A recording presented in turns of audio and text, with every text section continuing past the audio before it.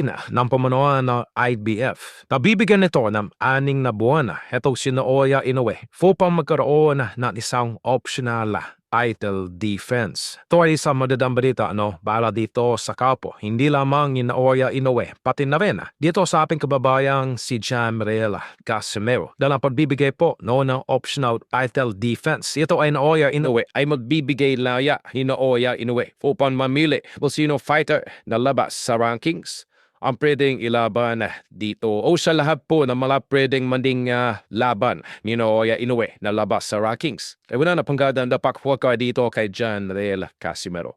Ito yung mapagala pong inaabangan bilaman ng mga Filipino boxing fans, kundi pakila rin na mga Japanese boxing fans ay lerong nga pong 6 na buwan itong si Naoya Inoue. Sa loob ng 6 na buwan ay malaya itong si Naoya Inoue yung sino fighters ang nais nitong makalaban. At dito ay papasok itong bigating matchmaker na si Sean Gibbons. Damis to lang naging exclusive matchmaker na nitong si Naoya Inoue.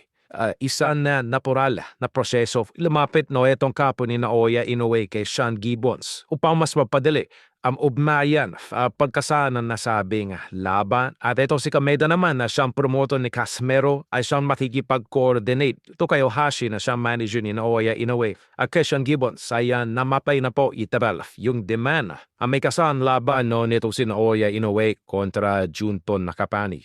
Kung matikipan na naman sa naniwiling laban pong si Nakapani, ay supposedly ay talo dapat po sa isang unknown Mexican fighter. Sa huling performance nitong si Nakapani, isang conclusive evidence na, na mistulan mapapalo ito sa malahalimaw na si Naoya Inoue.